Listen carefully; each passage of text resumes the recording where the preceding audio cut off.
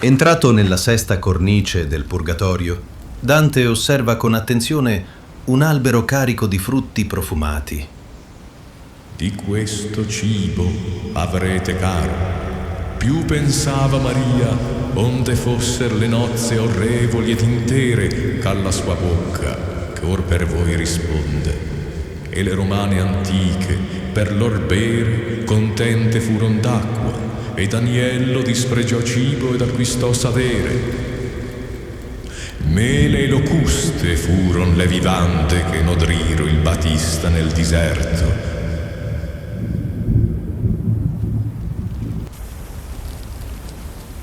Figliuole, vienne oramai, che il tempo che ne è imposto più utilmente compartirsi vuole.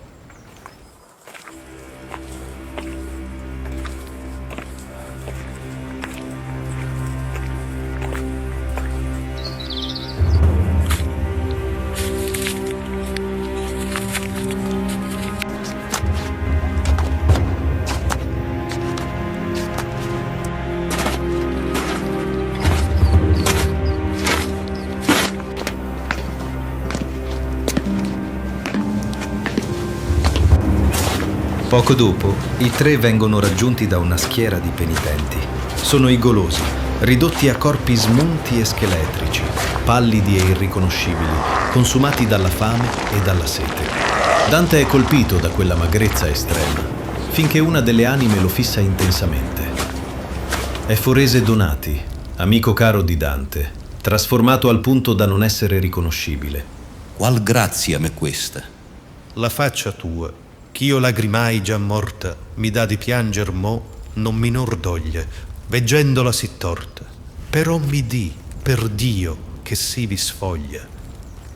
Tutta ista gente, che piangendo canta, per seguitar la gola oltre misura, infame in sete qui si rifà santa. Forese, da quel dì nel qual mutasti mondo a miglior vita, 5 anni non son volti infino a qui. Come sei tu quassù venuto ancora? Sì tosto m'ha condotto a ber lo dolce assenso de martiri, l'anella mia, con suo pianger dirotto. Con suoi prieghi devoti e con sospiri tratto m'ha della costa ove s'aspetta e liberato m'ha degli altri gidi. Tempo futuro m'è già nel cospetto, nel qual sarà in Pergamo interdetto alle sfacciate donne fiorentine l'andar mostrando con le poppe il petto. De frate, or fa che più non mi ti celi, vedi che non pur io, ma questa gente tutta rimira là dove il sol veli. Di quella vita mi volse costui che mi va innanzi l'altrier, quando tonda vi si mostrò la suora di colui, e quest'altro è quell'ombra per cui scosse di anzi ogni pendice lo vostro regno, che da sé lo sgombra. Ma dimmi se tu sai dov'è Piccarda, dimmi se io veggio da notar persona tra questa gente che sì mi riguarda. La mia sorella, che tra bella e buona, non so qual fosse più, trionfa lieta nell'alto Olimpo già di sua corona. Poi Forese indica alcune anime celebri, rese irriconoscibili dalla magrezza. Bonagiunta da Lucca, Papa Martino IV, Ubaldino della Pila e altri ancora, tutti lieti di essere nominati, nonostante la pena. Bonagiunta si avvicina a Dante e gli predice l'incontro con una donna di nome Gentucca, che lo accoglierà durante l'esilio. Riconosce poi in Dante il poeta del dolce stil novo e comprende finalmente la differenza tra quella poesia e la propria. Le anime dei golosi si allontanano affrettando il passo, mentre Forese resta ancora un poco con Dante. Prima di congedarsi, annuncia una dura fine per il fratello Corso Donati.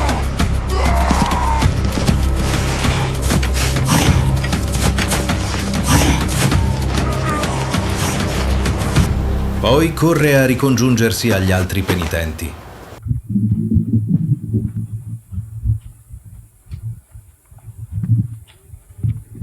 Dante, Virgilio e Stazio avanzano e giungono presso un secondo albero carico di frutti irraggiungibili. Le anime tendono le mani e gridano come bambini affamati. Poi si allontanano. I tre giungono all'albero e sentono una voce. Trapassate oltre senza farvi presso, legno è più su che fu morso da Eva, e questa pianta si levò da esso. Un'altra voce rievoca esempi di gola punita, ammonendo i pellegrini. Ricordami dei maledetti nei nuvoli formati che Satollo e Teseo combatter co doppi petti. E degli ebrei che alter si mostrar molli perché noi volle Gedeon compagni quando ver Madian discese i colli.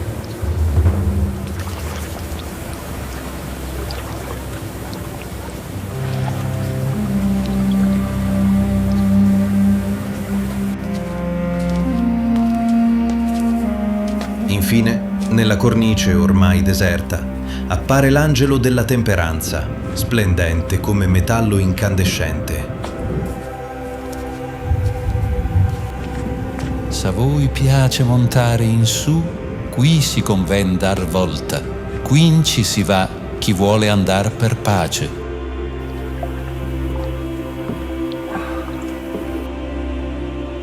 Con un soffio lieve cancella dalla fronte di Dante la sesta P. Beati, cui alluma tanto di grazia, che l'amor del gusto nel petto lor troppo disir non fuma, esuriendo sempre quanto è giusto.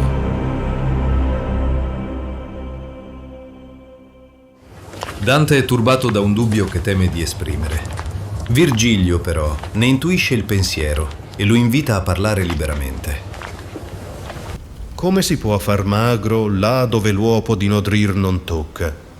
Se t'ammentassi come Meleagro si consumò al consumar d'un stizzo, non fora a te questo si agro, ma perché dentro a tuo voler t'adage, ecco qui stazio, e io lui chiamo e prego che sia or sanator delle tue piagge.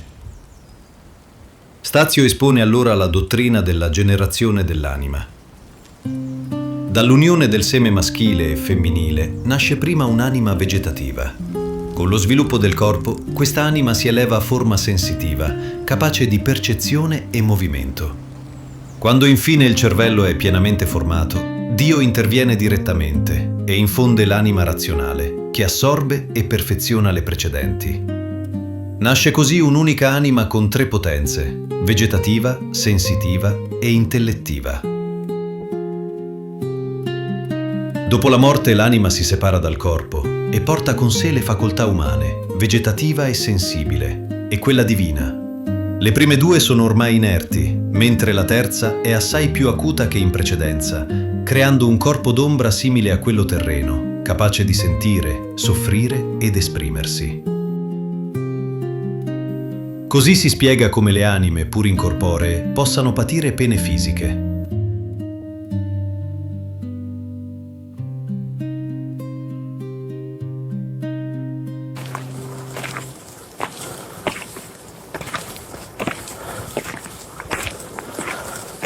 I tre poeti giungono alla settima cornice, dove i lussuriosi espiano il peccato camminando entro una parete di fiamme, cantando l'inno Summa Deus Clementiae.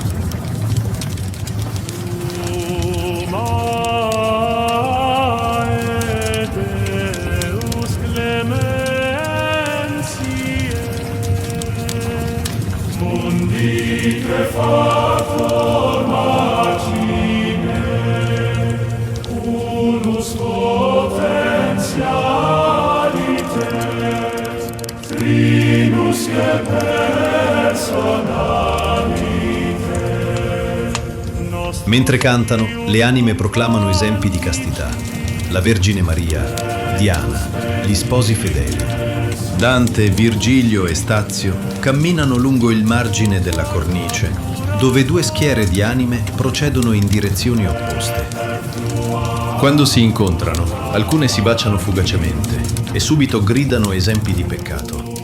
Gli uni invocano Sodoma e Gomorra, gli altri ricordano il peccato di Pasifae, che si unì bestialmente al toro da cui fu generato il Minotauro. Poi si separano e tornano al loro cammino penitenziale.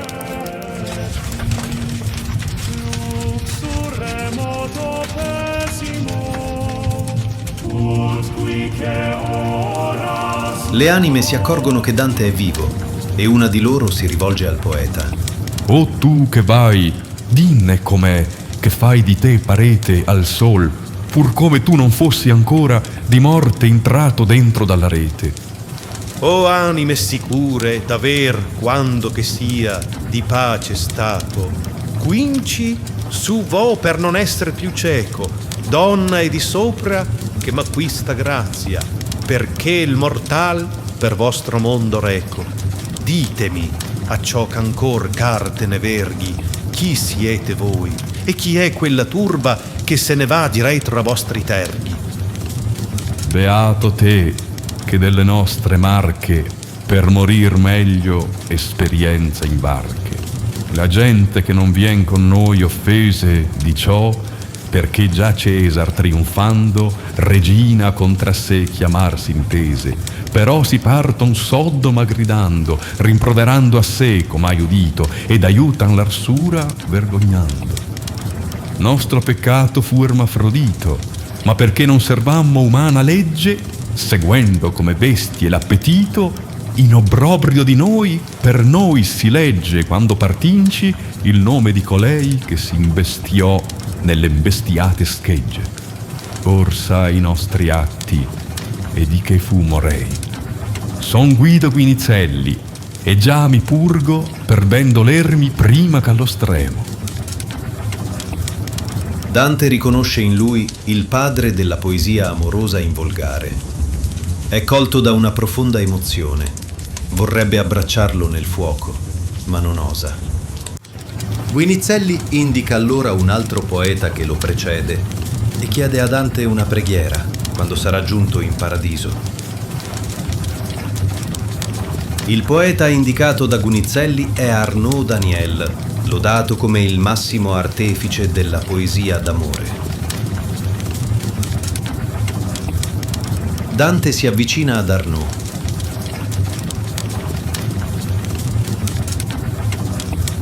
Il poeta si presenta parlando in lingua doc. Confessa i suoi peccati, piange e canta tra le fiamme, ma guarda con speranza alla gioia futura. Chiede a Dante di ricordarsi di lui davanti a Dio. Poi rientra nel fuoco che lo purifica.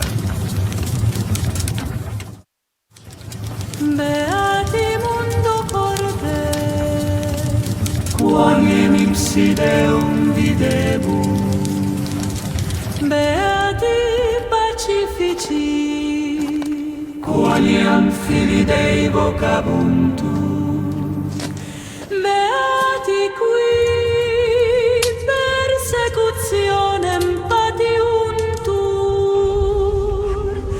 propter justitia. Più non si va se pria non morde, anime sante, il fuoco. Intrate in esso, ed al cantar di là non siate sorde.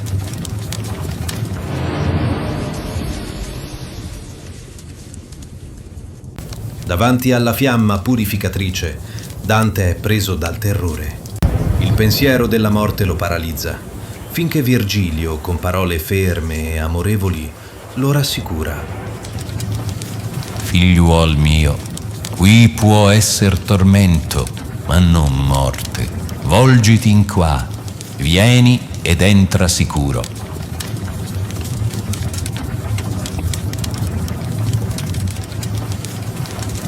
Or vedi, figlio, tra Beatrice e te è questo muro. Dante si ridesta dal timore e segue il maestro tra le fiamme, mentre Stazio li accompagna.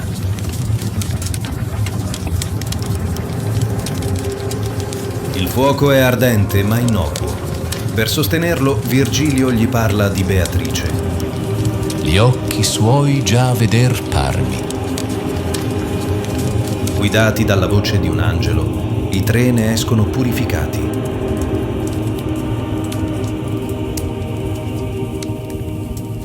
Lo sol sen va e vien la sera.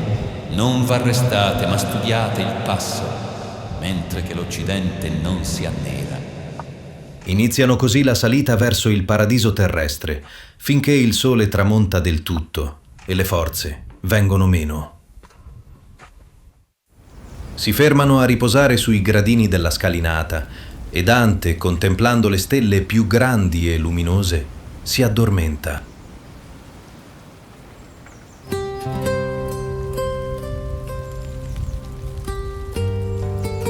Sappia, qualunque il mio nome dimanda, chi mi son lia, e vo movendo intorno le belle mani a farmi una ghirlanda.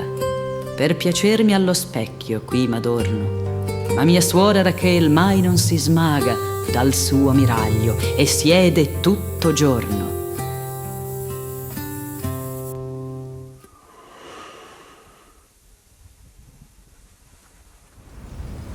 Quel dolce pome che per tanti rami, cercando va la cura de mortali, oggi porrà in pace le tue fami.